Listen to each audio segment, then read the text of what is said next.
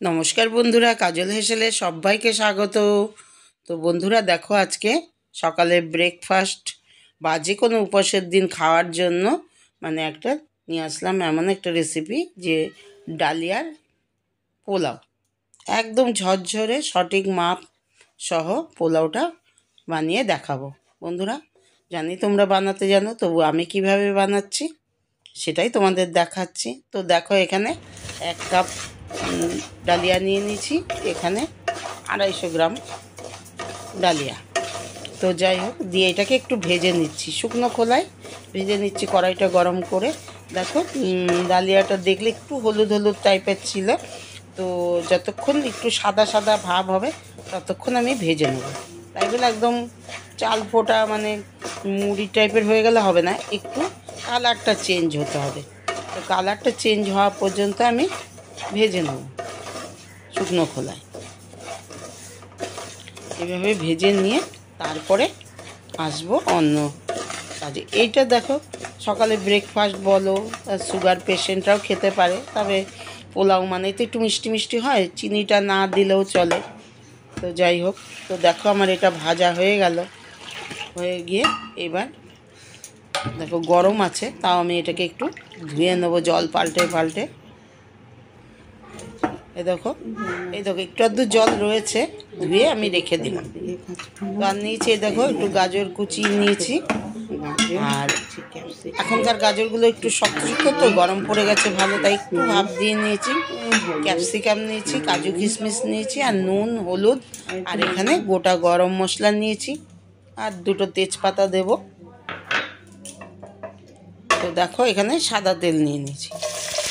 প্রথমে সাদা তেল দিলাম, রিফাইন্ড অয়েল দিয়ে আমি একটু এই কিশমিশটা না একটু এতটাই শুকনো হয়ে আছে, একটু জল দিয়ে ধুয়ে নিয়েছি, তার জন্য ওরকম হচ্ছে।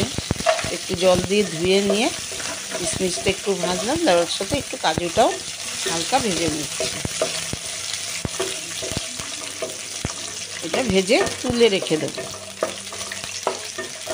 দেখো ভাজা হয়ে গেছে, এবার তুলে রাখলাম, তুলে নিলাম। এই দেখো এরকম ভেজে নিয়েছি। তো এবার ওই তেলেই আমি দেখো 2টো তেজপাতা, আর এই দেখো এখানে দারচিনি, লবঙ্গ, এলাচ 5টা নিয়ে নিয়েছি। সব কটারই মুখটা ফাটিয়ে দিয়েছি, দিয়ে গন্ধটা ভালো হবে। তো দিয়ে দিলাম গাজরটা। প্রথমে গাজরটা ভেজে নেবো, হালকা হালকা বয়েল করে নিয়েছি, এর জন্য তাও আমি একটু ভেজে নিচ্ছি।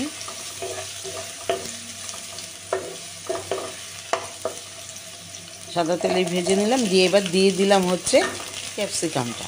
একটা ছোটো সাইজের ক্যাপসিকাম ছোট ছোট করে কেটে নিয়েছি। তো ক্যাপসিকামটাও একটু ভেজে নিচ্ছি।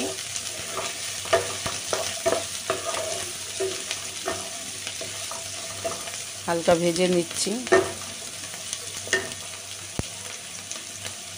দিয়ে ভেজে নিলাম। তো এবার দিয়ে দিলাম সামান্য হলুদ, পোলাও তো একটু হলুদ হলুদেই হয়।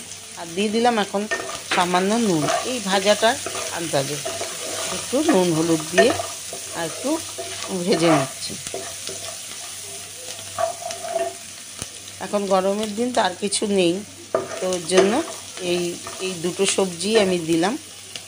এবার আমি দেখো, এই যে ডালিয়াটা যে ধুয়ে রেখে দিয়েছিলাম, তার সাথে যেটুকু জল ছিল ওই জলটা শুদ্ধই আমি দিয়ে দিলাম এর মধ্যে। এবার আমি আবার সবজিটার সাথে কতক্ষণ নাড়াচাড়া করে এই জলটা একটু টানিয়ে নেব। যেটুকু জল আছে, আমার তো মোটামুটি আগেই ভেজে নিয়েছি ডালিয়াটা, তাই যাই হোক ধুয়েও রেখে দিয়েছিলাম।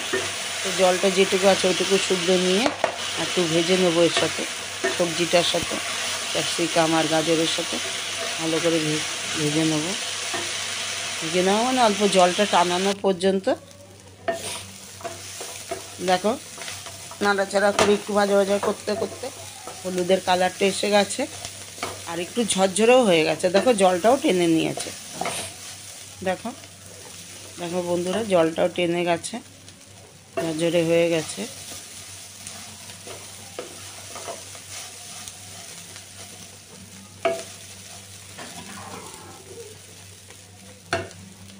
এবার আমি এর মধ্যে জল দিয়ে দেবো।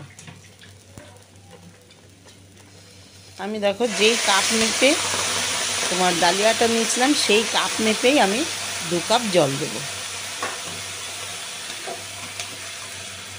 2 কাপ জল দিয়ে দিলাম। দিয়ে এবার দেখো মিশিয়ে নিলাম। এবার আবারও একটু দিয়ে দেব হচ্ছে নুন।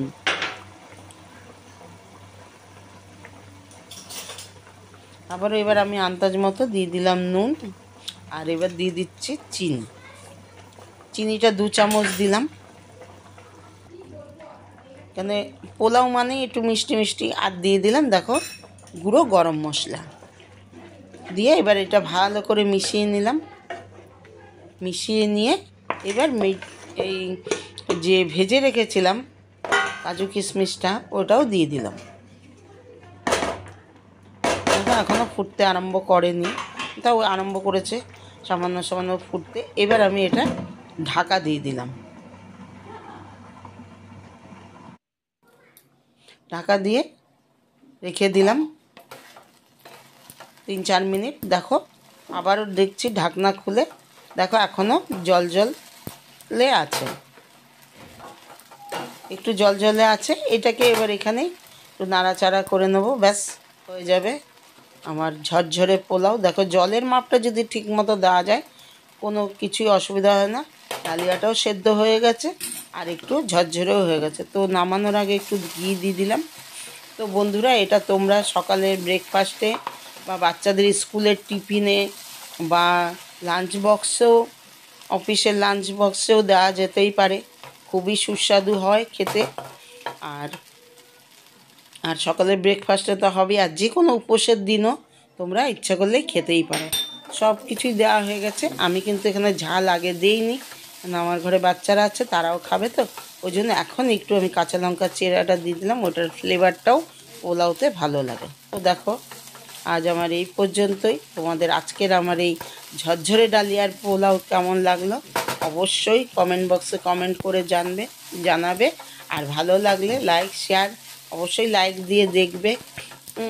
আর কমেন্ট করতে ভুলবে না। অনেক অনেক বন্ধুবান্ধবদের মধ্যে শেয়ার করে দেবে, আত্মীয় স্বজনদের মধ্যে শেয়ার করে দেবে। ব্যাস হয়ে গেছে। এবার একটু ঢাকা দিয়ে রাখলাম, দিয়ে এবার নামিয়ে একটা সার্ভিং প্লেটে তুলে নিচ্ছি, সার্ভ করে দিচ্ছি। তো দেখো বন্ধুরা, তোমরা এতক্ষণ আমার এই রেসিপিটা দেখার জন্য তোমাদের অনেক অনেক ধন্যবাদ, অনেক ভালোবাসা, অনেক শুভেচ্ছা। গরমে সাবধানে থাকবে, প্রচুর প্রচুর জল খাবে। দেখো আজ এই পর্যন্ত, আবারও আসবো অন্য কোনো রেসিপি নিয়ে। ততক্ষণের জন্য সকলকে টাটা, বাই।